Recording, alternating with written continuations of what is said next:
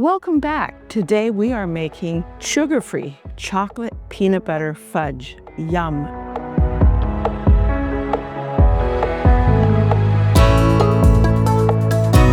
I'm Dr. Joanette, your longevity specialist, as well as an ER doctor and a Blue Zone native. This recipe is not only delicious, it also is healthy. I know, fudge and health doesn't make sense, but stick with me because it has no sugar, healthy fats, and brain-healthy flavonoids in the form of one of my favorite foods, dark chocolate. So let's get cooking. To get started, we are going to start by melting 1 cup of sugar-free chocolate chips with about a teaspoon of shortening. The shortening helps the sugar-free chocolate chips melt nice and smooth so that they'll be easy to incorporate into our chocolate fudge layer. To melt our chocolate chips, we're going to melt them in the microwave. You could use a double boiler as well, but we're melting them in the microwave. I'm going to microwave them at 30-second intervals and stir in between each interval.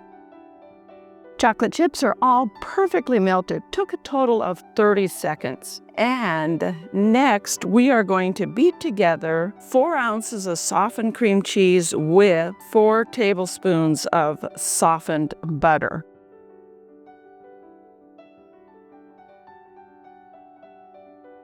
Once it's nice and fluffy, go ahead and add 1/3 cup of your favorite sweetener. I use 3 sweeteners in my kitchen. Each one has a little different function. I use the natural sweeteners, which is monk fruit, stevia, as well as allulose. Allulose is my go-to sweetener when I'm baking something in the oven. It stands up to the high heat of the oven. It's a rare sugar and comes from fermentation of either figs, wheat, or dates. So it is all natural and it stands up to the heat of your oven. The other 2 sweeteners are monk fruit, which is what we're using today. It's great. It doesn't stand up to the heat of the oven quite as well, but when you mix it with allulose, it also can be used in baking. And the other one is stevia. Here is the tip about stevia. Stevia almost always comes in a pure form, which means it is super, super sweet. In other words, just a tiny bit is, you use tiny, tiny amounts. So a lot of people prefer to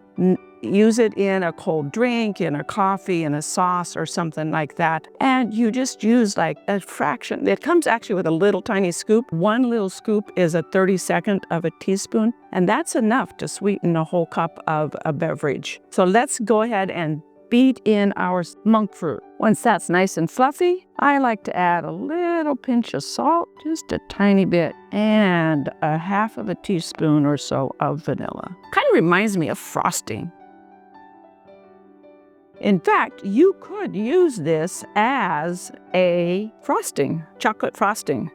I've used this as this layer as chocolate frosting before. It makes a great chocolate frosting. So I'm adding the chocolate to the cream cheese. We get out all that delicious chocolate, and we're gonna beat that in. I scrape down that bowl. Now, this is also the part, once you get this all mixed, if you want to add nuts, this is where I would add the nuts. Some walnuts or whatever nuts you like. Macadamia nuts are delicious in this. And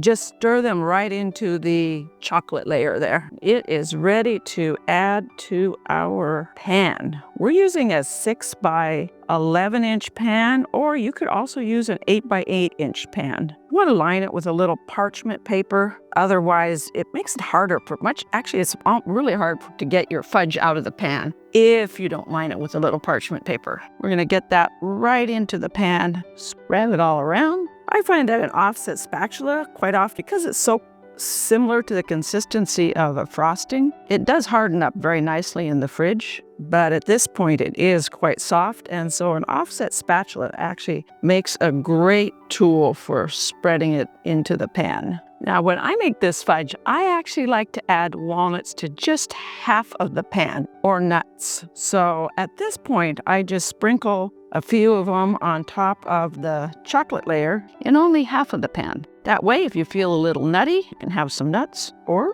if you aren't feeling nutty or loving nuts, then you can have the nut layer without the nuts. something for everyone. I think we need a little bit more there. I just kind of press them down into that chocolate layer. Perfect. Okay, we're gonna set that aside and make our peanut butter layer, which also, by the way, kind of reminds me of peanut butter frosting. For the peanut butter layer, it's very similar to the chocolate layer without the chocolate, and we're substituting peanut butter instead of the chocolate in this layer. So we're gonna do the same type of thing. We're gonna start with the cream cheese that's softened and the 4 tablespoons of butter. That was 4 ounces of cream cheese, 4 tablespoons of butter, same amount of sweetener, and instead of the cup of chocolate, we're doing a half a cup of peanut butter. Once that's all fluffy, we're adding our sweetener and getting that all mixed in. That was 1/3 cup of allulose. And now we're ready to add the peanut butter. Make sure you buy natural peanut butter or make your own. If you're making your own, it's super easy. If you have a powerful blender, all you have to do is throw the peanuts in the blender and blend until you've got the peanut butter, the consistency that you want. Delicious and good for you. And then you can add salt if you want. I usually use dry roasted peanuts.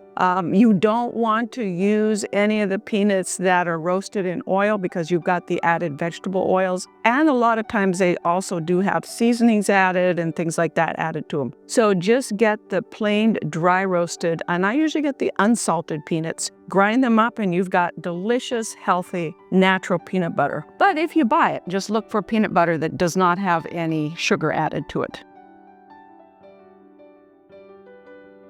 If you're using unsalted butter in this recipe, I'm using salted butter. You're gonna want to add about a quarter of a teaspoon of salt instead of this little pinch that I add to both of the chocolate layer as well as and I'm adding a half a teaspoon of vanilla again, as well as the peanut butter layer. This also makes great, delicious peanut butter frosting.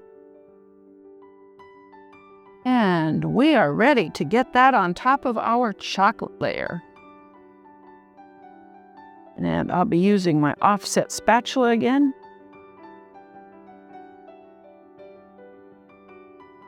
For all the equipment that you see me using here today, this very cool peanut butter measuring, this is a great measuring cup. You can use it for liquids or solids, especially gooey solids.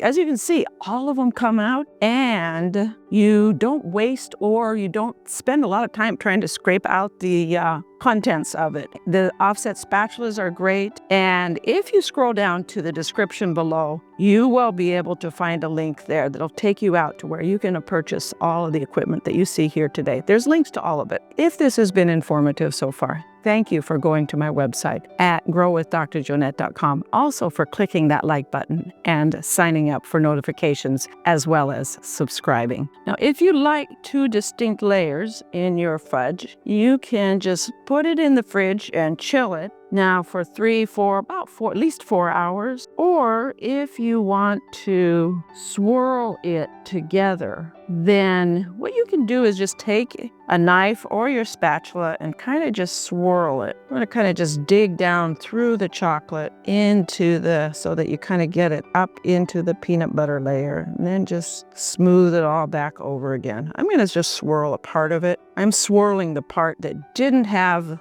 the nuts, and we're gonna leave the part with the nuts unswirled in the refrigerator for 4 hours. I can't wait to give it a try.